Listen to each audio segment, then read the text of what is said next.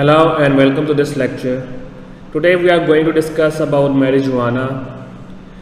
This topic is little bit a small topic, so I am going to discuss in one video in today's lecture. And let's discuss this topic.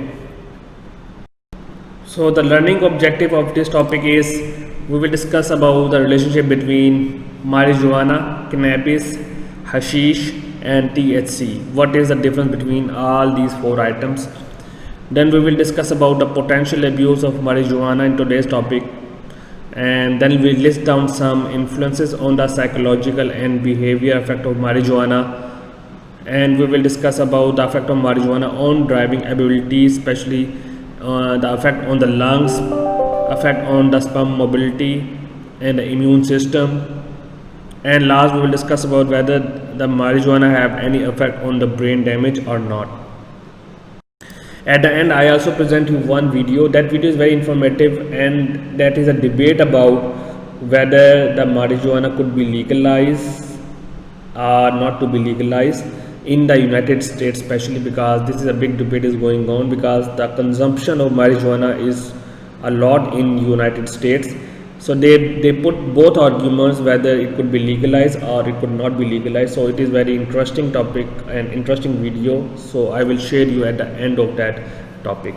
So today's topic is, I am trying to make one video for the whole topic, as this is not a big topic. Only we have I think 15 slides. And if for example I wish that we have a physical class, then I wish that we will have some interactive discussion, like some case discussions, but unfortunately because of the online class I have some limitations. So let's see the topic. When we see the introduction, cannabis is the real name of the plant actually, and the marijuana, however, it is used as nickname, meaning that everybody at their home have their nicknames. Some people call with their nicknames at their home. Same that marijuana is a nickname of Mexican origin, coming from the word marijuana. So you can see that J and H difference between marijuana and marijuana. That's why when we pronounce marijuana, sometimes some people pronounce marijuana. So marijuana or marijuana, both pronunciations can be used. And cannabis, actually the name of the cannabis come from the plant, and two plants name, if you take a look on the left side and the right side. Left side the plant name is Cannabis sativa. This is the scientific name of the plant, and the right name is Cannabis rudalis, which is origin in the Russia. So the both cannabis have their different origins. Sativa is more commonly available in Asia, whereas rudalis is more present in Russia. So you have to understand, again, you are not a botanist or you have not studied botany or biology in detail. Whenever we need to discuss the plants or herbs, we need to memorize them with their scientific name that is recognized scientifically all over the world.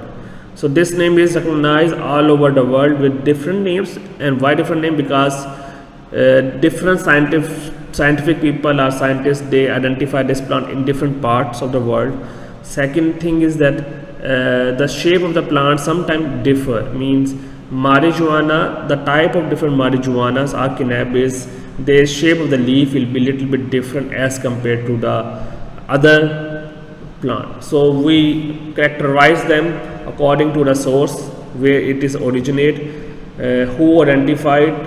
Then the other thing is that a slightly morphological changes. What is morphological? Meaning in broad category that the leaf of the plants may be more wider, more narrow. The shape of the leaves can produce an impact on the characteristics or identification of the plant. So that's why we classify them. Yes, like in this slide I already mentioned that there are three categories, like here sativa, indica and rudalis. There are three type of different species of cannabis, and if you compare the difference between leaves of the sativa, indica and rudalis, the leaves are quite different. Sativa has very sharp leaves, whereas indica have quite broad leaves. Rudalis have not sharp, not broad, it between the midline of the sativa and indica. So the main difference between these different species is the shape of the leaves, and that's why we classify them. So I already mentioned that the leaf of the cannabis sativa is long as compared to the other part with other species. The Rudalis is also narrow, less branch. When you compare the branches, again branches another important that differentiate between them. Rudalis have less branches as compared to the sativa and indica. So that's why we differentiate these different species from the source. And the morphological characteristics, in simple words, that shape of the leaves, number of branches, that can help to distinguish further species. When I talk about hashish, now let's see what is hashish and how can we compare the hashish and cannabis. Hashish is actually a concentrated resin from the cannabis plant. So the thing is that cannabis is actually a leaves, whereas hashish is actually the branch, or you can say that resin that extract from the plant. As you have to understand that the plant consists of branch, bark, then the bark, branch, and then the outer side consists of the leaves. So what is actually going on, that the leaves actually is known as cannabis as a whole. Actually, as a whole we call as cannabis plant, where leaves are very important part of the cannabis. Whereas when we need to extract the hashish, then the only important part is not the complete plant, is only the branch or the bark that extract the resins. So the resin that can be extracted from the branches or from the plant is hashish. So cannabis as a whole is as a whole plant, whereas hashish is only the resin. But next question is that what is resin? I am talking again this word resin and resin and resin. But resin is actually about, if you take a look of the picture, it's just like a semi-solid liquid. It's just like a semi-solid thick paste that is known to be hashish, that people use them for different addictive properties because of their addiction dependence. So the resin is just a semi-solid liquid, whereas cannabis plant is as a whole plant we are talking about. Then when we talk about THC, now what is THC?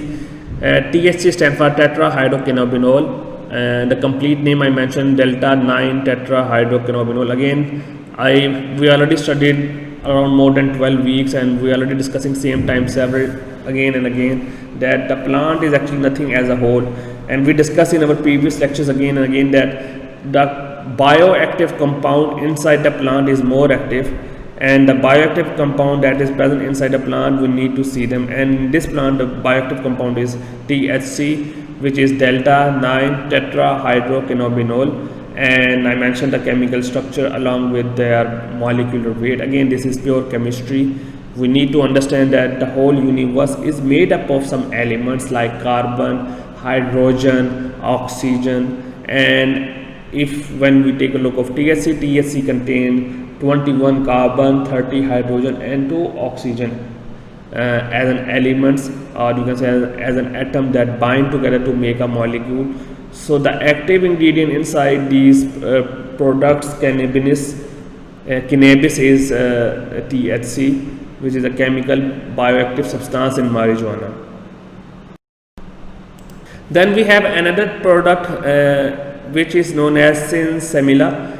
And sinsemilla is actually you can say that is a high concentration of psychoactive agent, and actually it is a subclassification, or you can say that it is a more potent form of marijuana, and it is of that variety that contain highly active psychoactive agent, and that's why we named them sinsemilla. And to explain more, let me share you the textbook, and then we will see in detail how can I elaborate. Okay, I have opened this textbook, and especially the topic marijuana from the textbook that I already recommended. So to explain them, I need to explain this topic. Like they mention here, I am highlighting that the second most important preparation consists of dried flowering top of the plant with pistillate flowers, especially female plant. So this is actually the part which actually they're talking about, that most potent preparation because of their flowering top and then their flowers like female flowers. The male plant are removed from the field before the female plants can become pollinated and put their energies into seed. This increases the potential of female plant and produce high grade marijuana known as sinsemilla. It is come from the Spanish word sinsemilla, without seed. So that's why we call them as without seed, because the seed has been removed.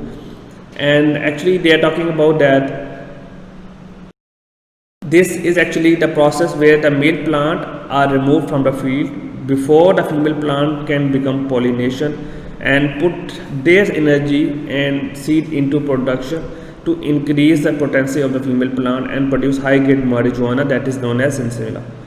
So the current average THC content, because I already mentioned that the THC content must be around is an important indicator, mean the bioactive compound. So the percentage of THC, especially since similar samples, is 11%. So because why we call them as highly potent, because the content of THC, which is a bioactive compound, is quite high, around 11%, and that is a big difference. And then they explain that the grinding of the entire plant from the top has been removed, yield the weakest form. The low grade type of preparation is rare in the United States but similar to marijuana that consists of leaf of the plant. Some low grade product contain less than 1% THC. So how you can compare that sinsemilla consists of 11% THC, whereas the low grade preparation consists of only 1% or less than 1% THC. So you can compare that there are different kind of preparations, especially for cannabis, depending upon the seedling, with seed or without seed, or with the leaves of the plants. So it depends, because the concentration of these THCs varies, and this variation is naturally inside their plant. So they are talking about these things, and that's the main thing about that THC is very high in sinsemilla, whereas it is low. And if you see this definition, they have highlighted definition, it is known as without seed. That's the key characteristic of sinsemilla, and it is a method of growing more potent marijuana. So that we can define as marijuana.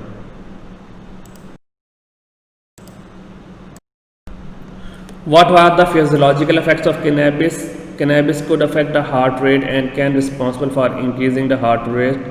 It is also responsible for reddening of the eyes, decreasing the intraocular pressure.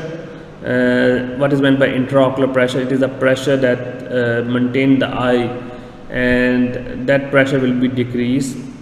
Again, this is pure medical terms, but the main important thing is that when a person use cannabis, yet their eyes become reddish, their heartbeat become high, their mouth and throat become dry, their skin are sensitive to cold and heat functions, the lung function will be impaired, you will not breathe properly, the patient will not breathe properly. Patient with hypertension should be avoided marijuana, because marijuana can increase the heart rate, and if a person increase the heart rate, we have to understand the biology or the biomechanism, that the heart is very important part in our body.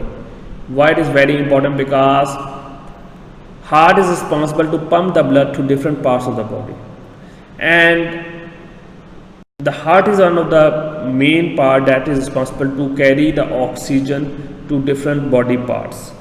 If heart is not working properly, the oxygen will be not transported to different part. But next question is that how oxygen will be transported? You know that you breathe with the lungs. Lungs plays an important role in the breathing process, but how lungs plays an important role for transportation? Lungs without is nothing. Lungs has to be work with the heart in coordination. So heart will responsible to pump the blood, because the blood consists of the oxygen. So lungs actually itself is nothing, because lungs is responsible, actually lungs is the part where oxygen and carbon dioxide transport mechanism work. So carbon dioxide you exhale, oxygen inhales, and oxygen then in the lungs we have blood vessels. These blood vessels then carry the oxygen rich blood from lungs to the heart, and from the heart pump the blood to different parts of the body. So if a patient having problem with the hypertension, what happen, there will be increase of the heartbeat. With increase of the heartbeat, with increase of the hypertension, then the heart need to work extra to pump the oxygen to different parts of the body. And that's why that effect, especially the physiological effect of marijuana with hypertension, is quite dangerous and life threatening, because in this condition what will happen, that patient with hypertension taking with marijuana, heart rate increases. With hypertension it can lead to hemorrhage as well, brain damage in simple words, and oxygen carrying capacity will be again then reduced, and then your body parts will not getting enough oxygen, and then that's why the death could be occur. So that's why that's put so many dangerous.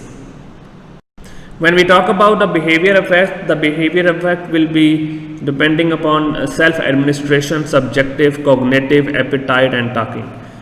Obviously, they are the behavior effects depending upon cognitive effects. Obviously, brain function will be impaired. So when we talk about the self-administration is very correlated with the use of THC. As we already discussed that the cannabis plant are of different types, some containing poor THC, some containing high THC. So people that are using these plants, they usually self-administer these leaves or these plants, and when they are making these preparations, they know that whether this plant having low THC or high THC. So it quite vary when we talk about self-administration. And usually when we talk about the administration, the main important thing that why people take them, it because of the social factors. And what are the social factors? It could be because of the family issues, for example, it because of the financial status sometime. So the social factors could be because of the social ethnic factors, lifestyle sometime, financial problems, family issues, sometime peer influence. We will discuss these are social factors in our next topic, but the main factor, it could be sometime because of the peer influence, it could be because of the family, it could be occur because of the financial stress, and it could be occur by various other social factors that is responsible for taking them. When we talk about subjective effect, we need to understand that marijuana is one of the drugs that highly consumed in the world, especially in the United States. So the effect is not objective, it's just subjective, like it can produce euphoria, we can say that it can cause mellowness, and their effect will be peak within 5 to 10 minutes and can last about 2 hours. And I already mentioned that the effect of these plants is dependent upon THC. So the marijuana plants is quite variate in the THC, some are low, some are high. So if smoker are patients that are infrequent with the concentration, because I already mentioned that people that are making them, they are not well trained, and obviously they are making for their self administration. Sometimes their effects will be low because of the low THC, sometimes the effect will be high because of the high THC. So if a person is taking low concentration, one day he is taking high concentration, next day he is taking low concentration, then it will have quite negative effect, and patient may feel hallucination, mild paranoia, high rate or heart rate will be increased. So why we said that it is subjective, because it is depend upon the THC concentration, and people that are taking them concentration quite often vary their concentration. So often it is often that if their concentration varied, so their behavior also varied rapidly. So that is where that these substances are quite dangerous, because the consecutive variation in the dosage of the drug can affect the patient.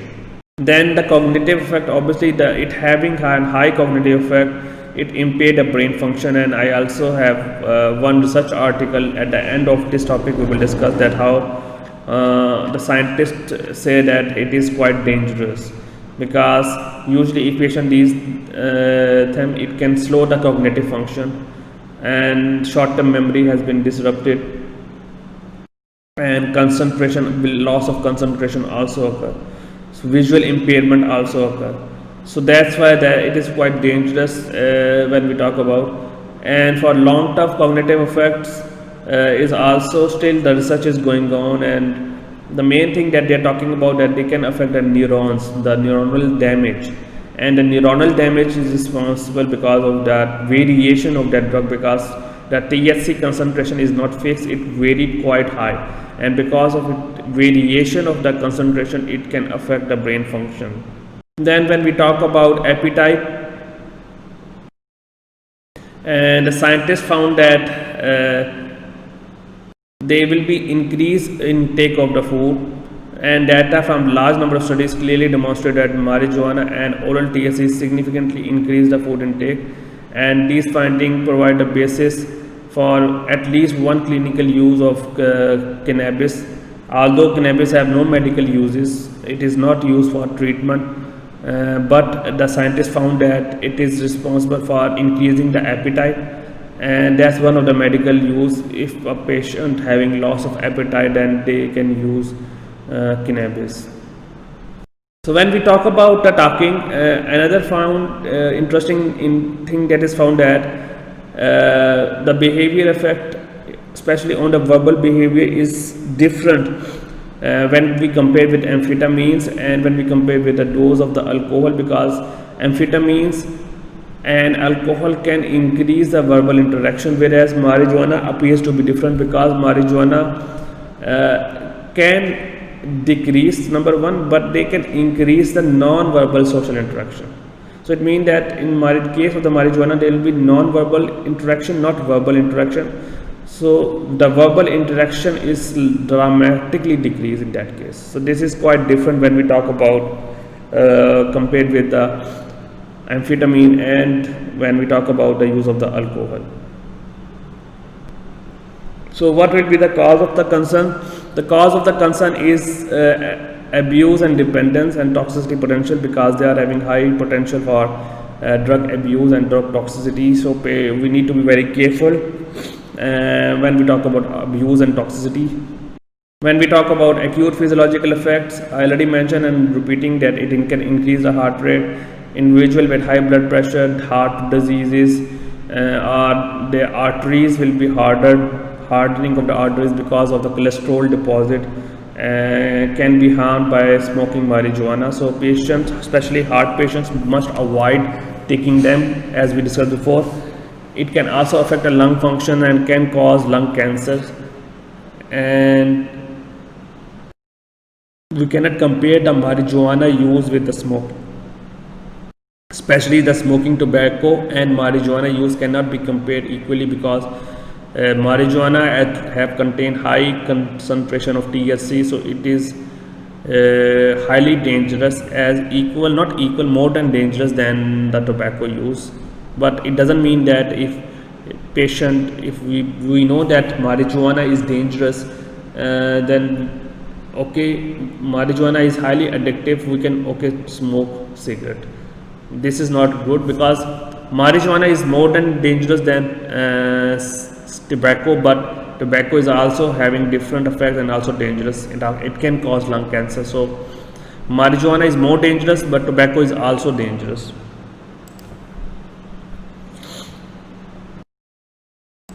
When we talk about the other effects, it could cause anxiety, and increase of the anxiety and panic reaction could be occur. And I already mentioned why this occur, because the THC, variation of the THC, sometimes low concentration, sometimes high concentration, could lead to paranoid and panic attacks, because again patient, they don't know the concentration and they take low and high, and the high variation can increase the anxiety and panic reaction. Fear and loss of control also occur. This is like the same fear like we discussed before in our previous topic about psychoactive drugs, so same they affect like this, so I'm not going to explain in detail. The other main effect of this drug is that they affect the reproductive functions, and the heavy use of the marijuana can impact, especially they decrease the testosterone level in the body. Testosterone is very high, very important part for production of the sperms. So what happening that marijuana, especially they reduce the sperm production, and by reducing the sperm production, why by it decrease the testosterone. Testosterone is the hormone that is important for producing them, so it is effect, and it reduces the sperm count and abnormal sperm structure as well. And when the abnormal sperm structure will be there, then obviously the fertilization of the eggs will not happen, and then it can, if a person if a couple is expecting a child or want to have a baby, then they must need to be very careful. Obviously they are not good for the health, but if we know in our society there are people that are addicted to drugs or some these substances, so in these cases, then if they need to go to rehabilitation centers, they have to be recovered before planning or engaging any family activities. And I already mentioned that it is wise to avoid all recreation drugs during pregnancy as well, as they are not good and they can have the impact on the fetus, or in simple words, babies. Now let's discuss the impact of the brain functions. I have shared the screenshot of one article from the Faculty of Social Sciences of University from Australia, and they're talking about, does cannabis cause lasting brain damage? We need to see this article, and then we finish our topic. Let's discuss the research article and the abstract. The main thing that until recently it was possible to state with some confidence that there was no evidence of cannabis related brain damage in human. There was some support of the animal literature, but few human studies has been conducted where the finding could not explain by the methodological or other co-founding factors. Recently, evidence for gross morphological connectivity, microstructure changes, and how emerges that warrant further consideration. If cannabis were found and alter the structural integrity of the brain, and then they may assist to understand the mechanism which trigger psychotic symptoms or overt psychosis in vulnerable individuals. So let me discuss this thing that they are talking in the abstract, that there is no recently studies on the cannabis on the human being, although there are several studies that are explaining that on the rats, especially on animals, that cannabis can be dangerous, can affect the brain. But this study is I think one of the first kind of study that are talking about neuronal damage and nerve damages because of the use of the brain, because of the use of the drugs, especially the use of the cannabis. So they are talking about from the evidence from the animal studies. I'm not repeating this and I'm not reading this because I already mentioned that they already published a lot of articles that proving that cannabis on animal can have the toxic effect, neurotoxicity, and that is important because it can affect the nervous system. And then now the recent studies, especially on the human and especially the adult chronic cannabis users, they found that there will be impairment of the brain functions, and that is very dangerous because obviously it can impact the memories, short-term memory as well, and long-term memories right now as well they are talking about. And they're talking that patient with psychosis, if a patient already have psychotic and they take marijuana, then it can increase the psychosis like schizophrenia. So in these cases, the heavy cannabis used with patient that is already psychotic or psychosis, it can increase the psychosis in these patients. And when I read the conclusion, they are talking about strong evidence dose related neuronal damage or microstructure alteration following chronic exposure of cannabinoids. Again, all the time repeating the same thing. THC is important. The summary of this 13 slides is very simple, that cannabis contains marijuana and marijuana contains THC. THC and cannabis and marijuana both come at same classification, but the bioactive compound is THC. When people are making these products, they are not sure of the concerned THC, so they make low doses or low variety, low concentration or high concentration of THC that affect on not only the brain function but that affect a lot of other functions like paranoia, confusion, and because of the variation of the doses, that can affect the neuronal damage, the nerve damage, and microstructures. So that's the summary of this whole topic, and this paper also talking about the same THC that can affect brain functions. Again, they are talking more technical terms like they affect on which part of the brain, whether it affect on the cortical part or subcortical part or striatum brain sections, which you are not familiar with the biology, so I'm not going to go for these details. But in brief, that it can affect or it can impair the brain functions. So thank you so much for today's lecture, and I'm going to share you with one video. That video is a little bit longer, but not as long as I shared with you in my previous lecture, but that is a quite interesting video, and they summarize this topic quite well, and you can read this and then you're able to learn this topic more better way. So thank you so much. We only have 2 topics left. One topic is preventive substance abuse, and then next drug in the media, and then in the 14th week we will able to finish our syllabus. In the 15th week, last week, we will have the revision. How can we revise the syllabus? I have decided that we will have the live teaching in last week, 15th week. So I will inform you the time and schedules, and I will send the invitation through Microsoft Teams, so students can come online and can discuss with me about the various topics, and we may do some revisions. And if anybody need any assistance, they can contact me through email as well or through Microsoft Teams, as I already mentioned in the beginning of my lectures. So we are going to finish our topics very soon. So thank you so much for today's lecture. And this week is a short topic, so in the next coming 2 weeks we will have some long topics. So thank you so much. All around the world, marijuana is being decriminalized or even made legal. But is this really a good idea? In the online debate, the harmful sides are often downplayed. So let's look at the 3 most powerful arguments against legalizing marijuana.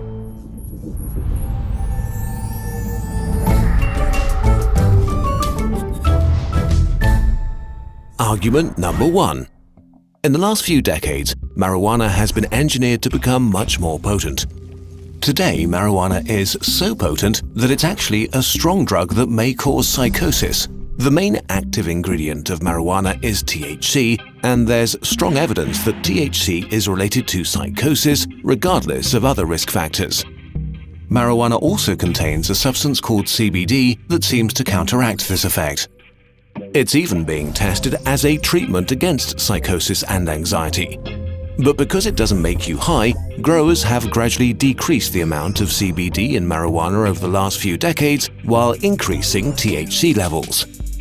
Sample testing showed that THC levels have risen from around 4% in the 1990s to nearly 12% in 2014, shifting the ratio of THC to CBD from 1 to 14 in 1995 to about 1 to 80 in 2014. It's unclear how precise those tests were, however. Overall, recent findings suggest that the more marijuana you consume and the stronger it is, the higher your risk of developing psychosis. But how high is the risk of psychosis for the general population? A study from Britain found that while marijuana use has risen significantly between 1996 and 2005, the number of schizophrenia cases, a type of psychosis, remained stable. The risk of marijuana-induced psychosis remains the highest for people who already have a high risk of psychosis to begin with. For them, it seems more likely that marijuana speeds up the development of their condition rather than causing it, as far as we know right now. So the reasoning goes, if fewer people have access to marijuana, the lower the risk of marijuana-induced psychosis. But actually, you could argue that precisely because marijuana is illegal, more people will end up with psychosis. Prohibition makes illegal drugs stronger and more potent, because this way you can ship more product in a smaller space and sell it at a greater profit. This is what happened during the prohibition of alcohol in the US, where hard liquor became the norm. And the same is happening with marijuana now. Imagine a world where liquor is the only alcohol available. You have the choice of either not drinking at all or getting much drunker than you would like to. This is the situation for many marijuana smokers today. People didn't stop drinking during Prohibition, and the numbers show that laws don't deter people from using marijuana. We can't make marijuana go away, but we can make it safer. If marijuana were legal, there would be more options for consumers, and regulators could, for example, insist on a high level of CBD. Just like most people don't drink an after-work bottle of vodka, many people would gladly consume the after-work beer version of marijuana. Argument 2. Marijuana is a gateway drug. If it's legalized, there will be a spike in the use of much more dangerous drugs. A 2015 study found that about 45% of lifelong marijuana users took some other illegal drug at some point. Legalizing marijuana could reinforce this trend. As more young people try legal marijuana, they might end up trying harder drugs. But it turns out that the real gateway to drug use comes much earlier: cigarettes. One study showed that teens who started smoking before the age of 15 were 80% more likely to use illegal drugs than those who didn't. And a 2007 study found that teenagers between 12 and 17 who smoked were 3 times more likely to binge drink, 7 times more likely to have used drugs like heroin or cocaine, and were also 7 times more likely to resort to marijuana. But if that's the case, how could making more drugs legal stop the use of hard drugs? At first, it's important to acknowledge that people don't use drugs because they're legal or not. If you want to buy any drug, you'll always find someone happy to sell. The real question is, why do people develop an unhealthy relationship with drugs at all? Studies show that certain conditions make people especially vulnerable to drugs and addiction. A difficult childhood, early trauma, low social status, depression, even genetic factors. Which drug they get addicted to is more often than not a matter of chance. Addicts take drugs to escape their problems, but drugs don't solve any of those problems and instead become a new problem. But punishing people for their unhealthy coping mechanisms doesn't change anything about the underlying causes either. So some argue we need to take a completely different route. In 2001, Portugal had one of the worst drug problems in Europe, so it was desperate enough to try something radical. Possession and use of all illegal drugs was decriminalized. You would no longer be arrested. Instead, authorities launched a major health campaign. People who were found with a small amount were referred to support services and got help with treatment and harm reduction. Drug use was seen as a chronic disease, not a crime. The results were stunning. The number of people who tried drugs and kept using them fell from 44% to 28% by 2012. The use of hard drugs decreased, as well as HIV and hepatitis infections and overdoses. Making drugs legal might overall help society much more than it harms it. Argument number 3. Marijuana is addictive and unhealthy. It needs to remain illegal to keep harm at a minimum. While marijuana addiction is more psychological than physical, it is still a real problem. The demand for treatment for marijuana addiction has more than doubled in the past decade alone. In total, about 10% of people who try marijuana will become addicted. This is also related to higher THC levels. A study released in 2017 tracked the potency of marijuana in Dutch coffee shops over a period of 16 years. For every 1% increase in THC, 60 more people entered treatment nationwide. In terms of negative health effects, some studies linked marijuana use to increased blood pressure and lung problems, while a 2016 study found that marijuana use was unrelated to physical health problems except for a higher risk of gum disease. Some studies showed that marijuana use alters teenagers' brains and decreases their intelligence, but when more recent studies took drinking and smoking into account, the results were inconclusive. Overall, research shows that taking any drugs while the brain is still in development is bad for you. But the truth is, we don't know yet how unhealthy marijuana is. We need more funding for research, which is hard to get while marijuana remains illegal. We can put what we know into perspective, though.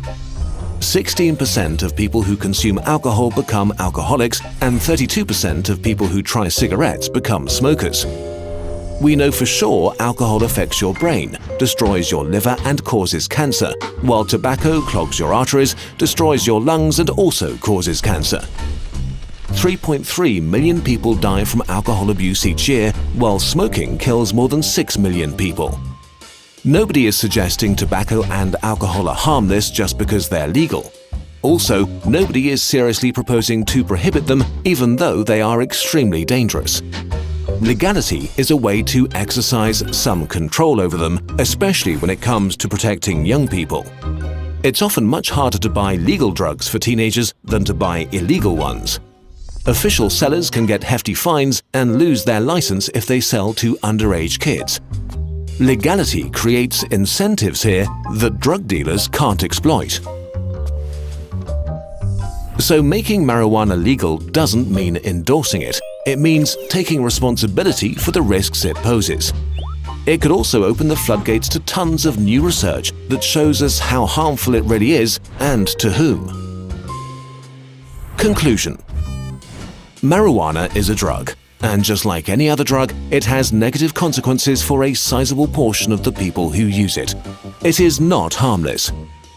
The best way to protect society from its negative consequences seems to be legalization and regulation. Thanks to our partnership with Funk, this video has already been available on our German channel for 2 weeks. Check it out and subscribe to practice your German skills. And if you want to support the creation of videos that take months to research and prepare and get a bunch of cool stuff in return, you can do that on patreon.com/kurzgesagt.